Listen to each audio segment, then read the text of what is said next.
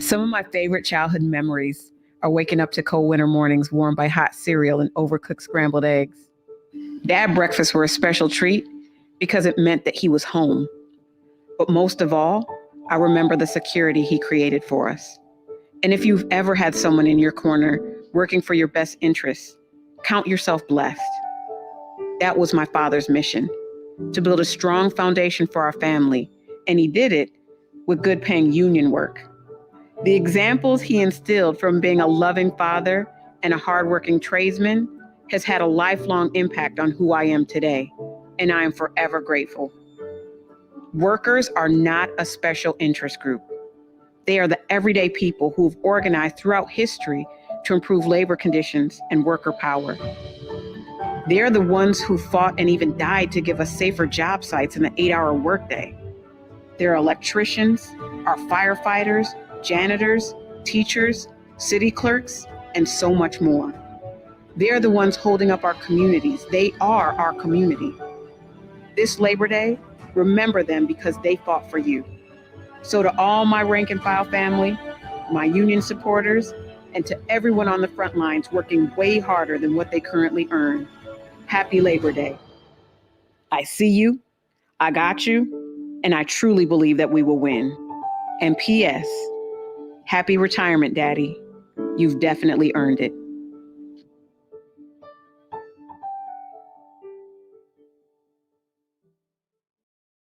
Some of my favorite childhood memories.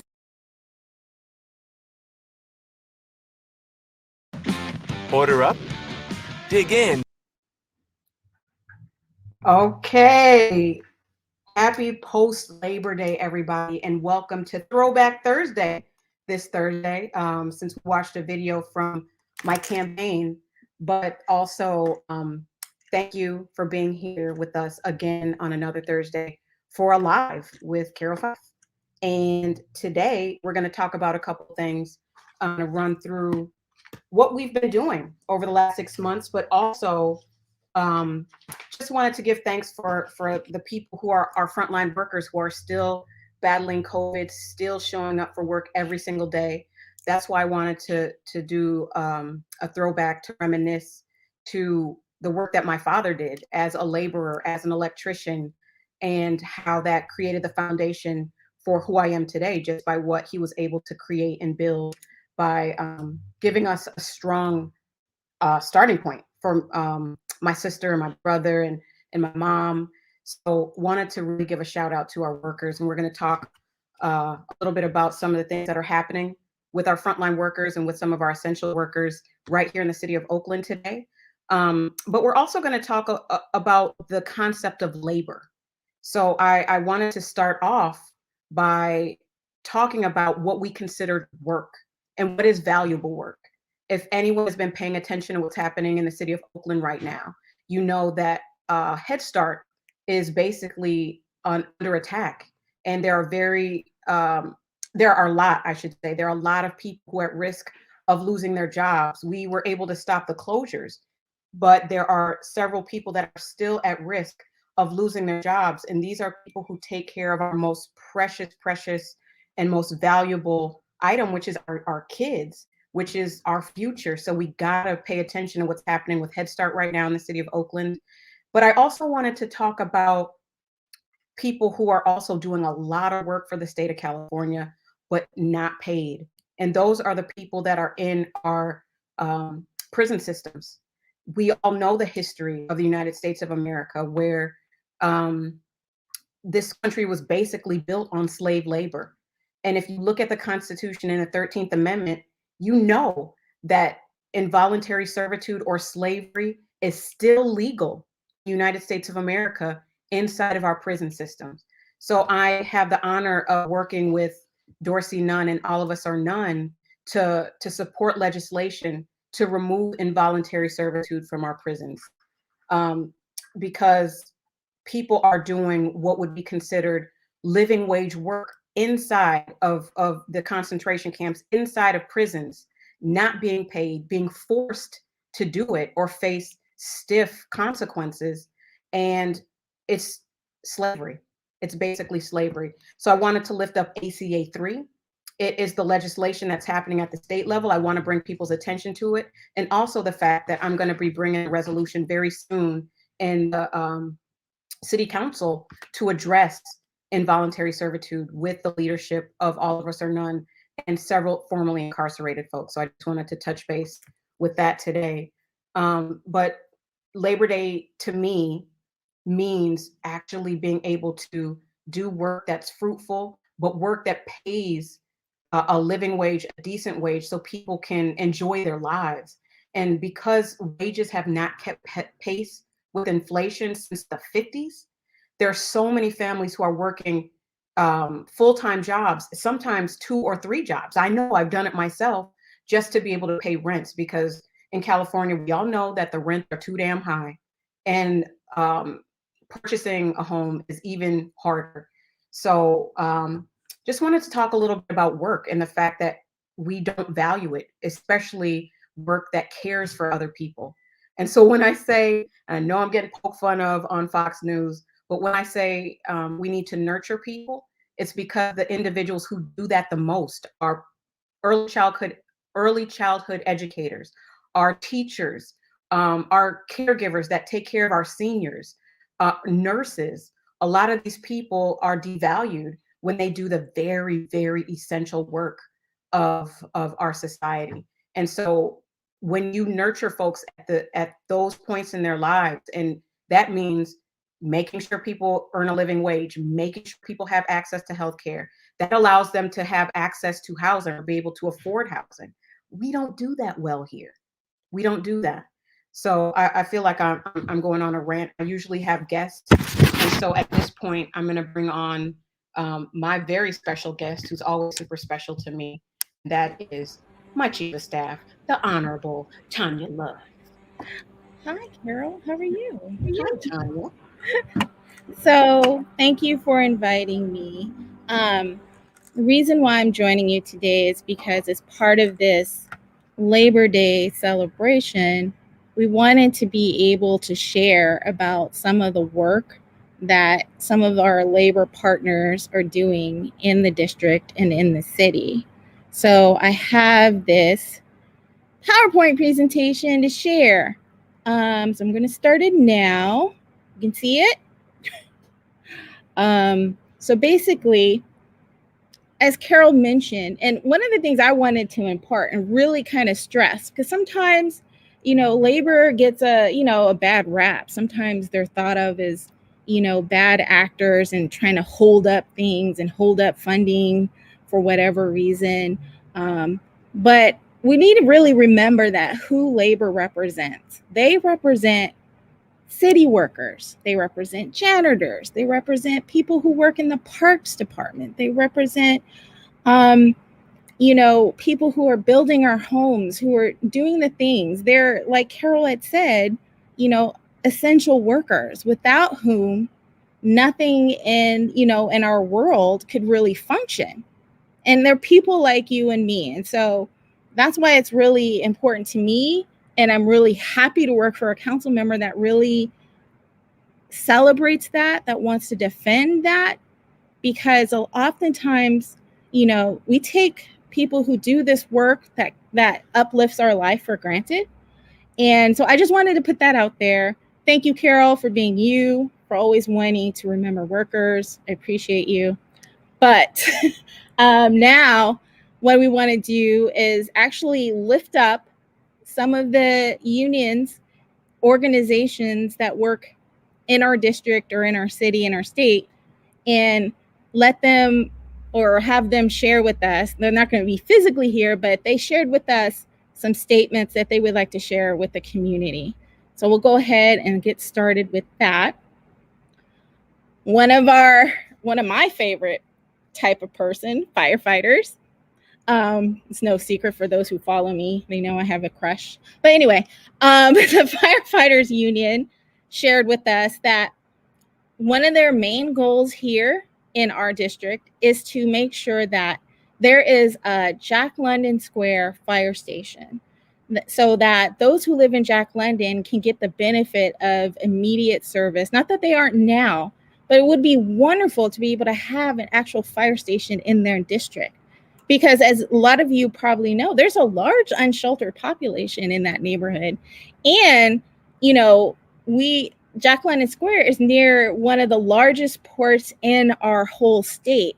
So it would be really awesome to be able to have a fire station at Jack London Square.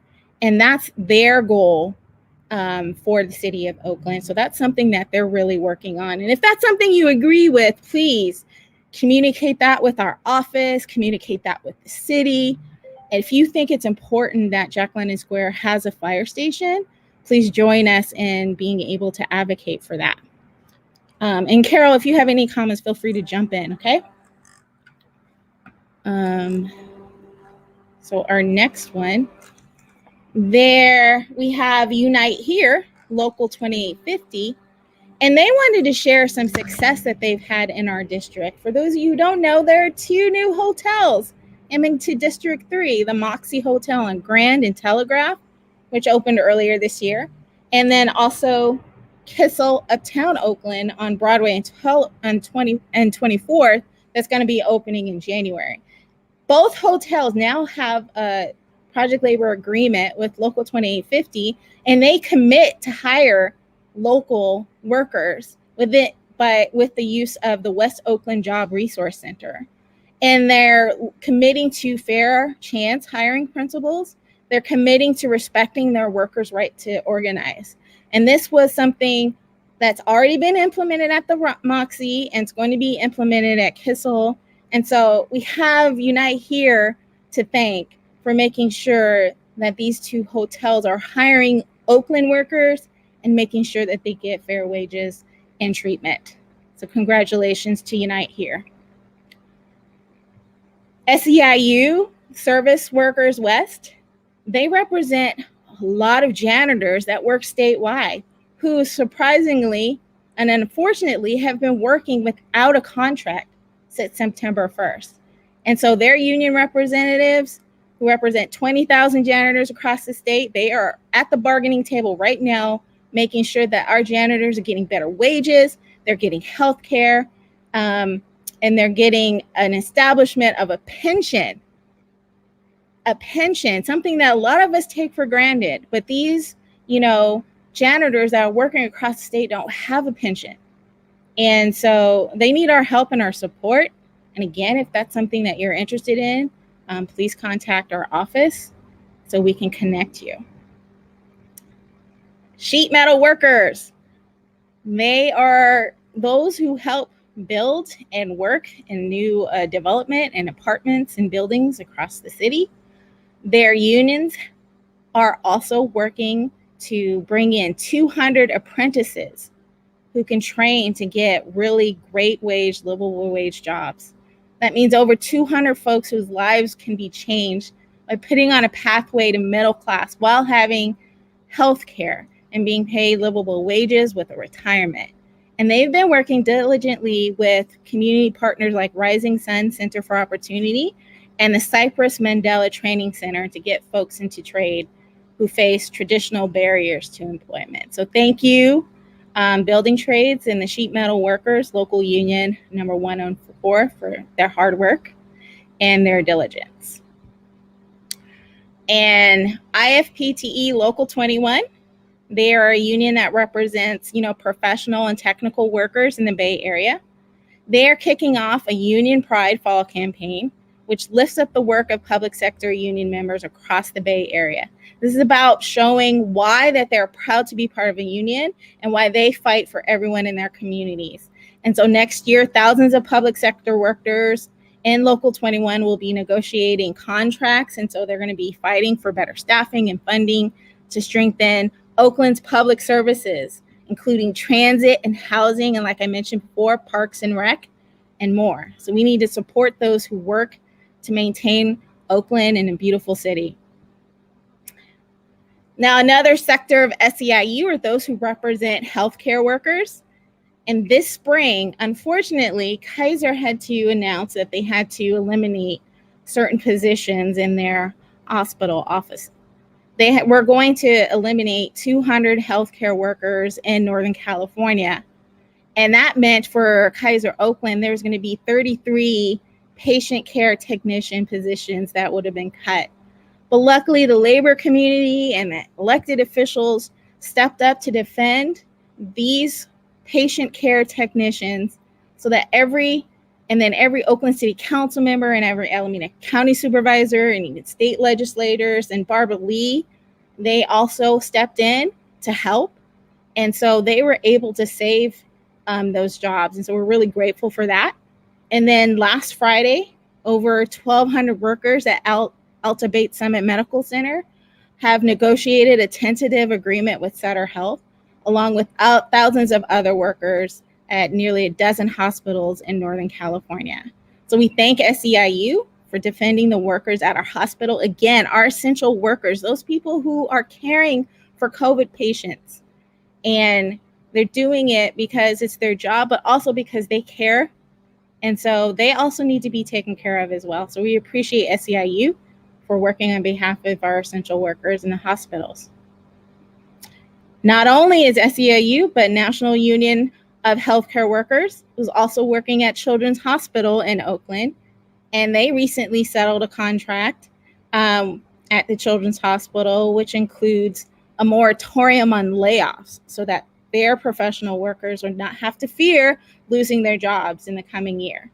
And their members are working to build a community coalition, which ensures Children's Hospital makes top quality healthcare a priority and protects Oakland caregivers who have provided quality care for decades. So if you want to get involved, this person actually put their name and their email address, which we can drop in the chat for those who are interested. OEA, Oakland Education Association, our teachers.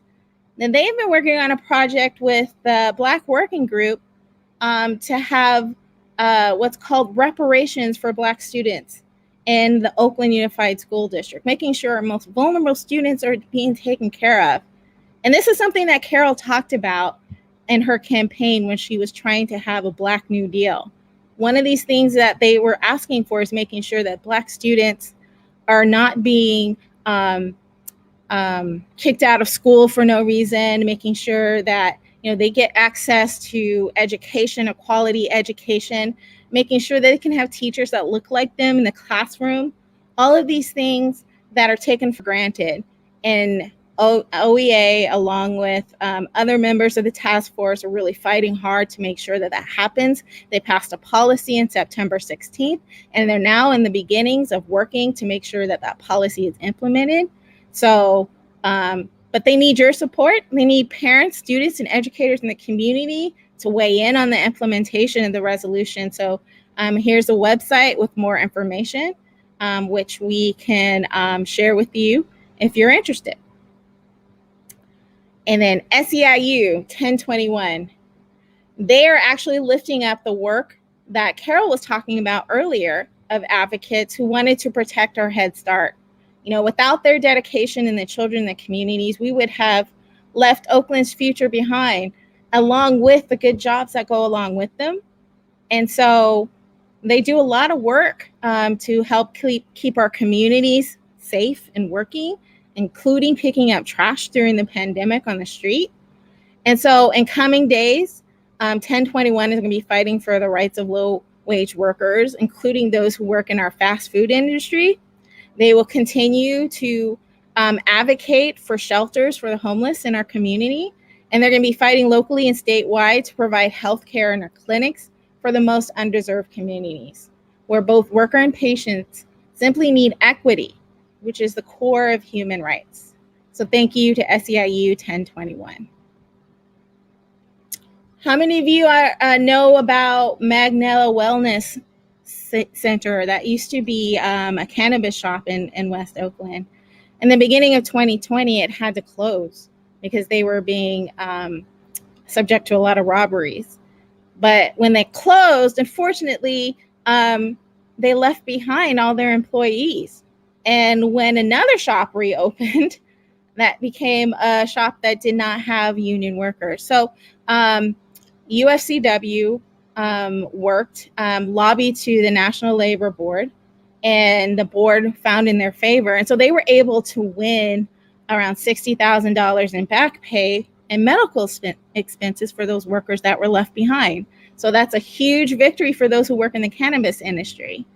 They're also working with Imperfect Foods, who now represent UFCW represent 80 drivers working for Imperfect Foods, an online grocery company, and they're making sure that those workers are getting a good livable wage and fighting for changes that the drivers would like to see as they work. So thank you, UFCW, for fighting for our most vulnerable workers in the community who don't normally get protection, those that work in the cannabis industry and those who are driving for online food services. So with that, we just want to say thank you to all of the unions that represent District 3 and in California who are fighting for our workers, for fighting for people like you and me. And we want to say we just really appreciate you and thank you. That's it. Thank you, Tanya, for giving a shout out to the organized labor who has supported us, who we've thrown down for at rallies, picket lines, strikes, just using our position to send letters and do whatever's possible. Because I want to make really clear that we live in an abusive system. We have an abusive relationship with power. And when I say we, I mean working people. And if we did not organize to protect each other, to look out for each other, because we live in a capitalist system, those big bosses would just continue to have children working in factories, people working 20-hour days. There would be no protections, there would be no breaks. So I want to really give a shout out to the labor movement who really fought and died. People died to make sure that there were livable working conditions and that they were fair and equitable. And so please believe me, there's a lot of work to do. But when we talk about labor, we're talking about individuals who've come together to look out for each other and protect each other. So I just want to say that for the record, like the fight is not over, the struggle is not over. There's always going to be this push and pull between paying people, treating people poorly, and then people pushing back to demand to be treated as human beings. So there's that. And we're going to have an abbreviated check-in today. There's a lot of organizing that we need to do. Coming off our summer hiatus, we never took a break, but still. Council meetings were paused for the month of August, and we have so much going on right now. So we're going to have just a short meeting today. We have about 7 minutes left, but I did want to touch on a few of the things that are happening in the district. As people know, that there have been a series of ongoing sideshows that have been happening, specifically at 14th and Peralta. And I wanted to give a shout out to the brothers who are saying, we're going to look out for our children. We're going to look out for our seniors. Sam McNeil, the unofficial mayor of West Oakland, has decided to say, hey, I'm going to post up with anybody who wants to post up with me at 14th and Peralta. And I wanted to say to Sam, brother, I see you. I appreciate you for standing up and creating an energy and an ethic of self-determination. Self-determination means having the power to do something in your community and do it independently. And I'm not going to say that, well, it shouldn't have to happen. It shouldn't have to happen. And I don't want anyone to put their lives in jeopardy, particularly civilians. And that's a correction. I know some people on my live have been trying to come for me, and that's okay. But the fact that folks are seeing a gap and a need in the community and are stepping in to fill that gap, I understand. I feel you, and I'm going to stand with you. And that is happening this Friday. Is it this Friday, Tanya? Yeah, Friday at 10 p.m. And it's the brothers are saying enough is enough. And so I understand what it looks like when people of courage are taking over their neighborhood. This is in the spirit of the Black Panther Party. We're celebrating their 55th this year. And so, I see you, I hear you, and I'm gonna be with you. I wanted to put that out there. We also have a city council meeting coming up on September 21st, and we're gonna be discussing a lot of important things. So we're gonna shoot the link into the chat so people can know about how to get involved in the September 21st council meeting. But there's a public safety committee that I chair on September 14th. And we'll be talking about things like the negotiated settlement agreement. We'll be talking about macro, where we are with that, because that's one of the programs in the set of principles that the community wanted to see expand or created, stood up and created. And because we got additional funds from the state, we should be able to do more robust, non-police centered responses to 911 calls. But we need to know that the city is actually hiring and doing as much as they can to get that program stood up. Because I'm going to tell y'all something, and y'all don't necessarily know. If you're not in the weeds, you might not know that there are three aspects to city government. I am in the legislative branch, and I'm going to keep hammering this home. That means I, with 7 other people, make the laws. Once we pass the laws, it is up to the city administration, the city administrator, and the mayor's office to ensure that those laws are implemented. Because we can pass laws all we want. If the city administration does not implement them, then they are hollow. A lot of what you're seeing right now, like the police still having control over special events permits, is because it has not been implemented. So y'all call me a lot of times like, what's happening with, well, we passed the law, it hasn't been implemented yet. So we got to get better on our structure for how we make sure that what we pass is actually moved. So I wanted to say that there's the executive branch, that's the mayor and the city administrator. There's a legislative branch, that's the city council. And then there's the city staff. Those are the functionaries. That's the functional arm of our government, the people who carry out laws once they are instructed to do so by the city administration. Those are 3 buckets that you all should be very clear on. So when you're doing an action, which I super support, when you're organizing, that's how you know where your targets should be. And if I'm a target, I'm down with that. I want to make sure that you all know how to get things moving and how to get things done in the city of Oakland. Um, those are 3 major things that are happening.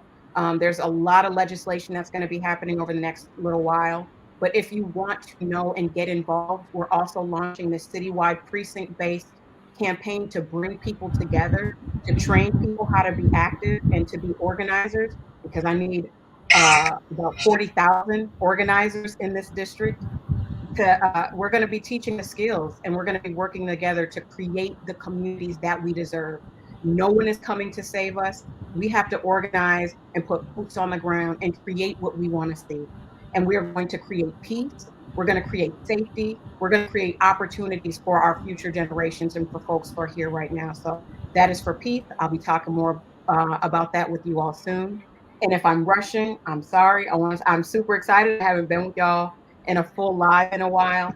But yeah, I just wanted to shout that out. And also for the folks who are here, I saw Local 21 rep. I saw folks here from WEEP. I saw Deborah Ross. I saw Jessica. There's so many people that are here that I wanted to say. Stephen Pitt, sir, salute. I just wanted to shout out some of the folks that I saw in the chat. Leah Simon Weisberg, hey, what's up? But yeah, we're gonna go ahead and wrap. And I appreciate you all standing with me. It's gonna get crazy in the next few weeks, in the next few months. But I'm here to do a job. I'm here to serve.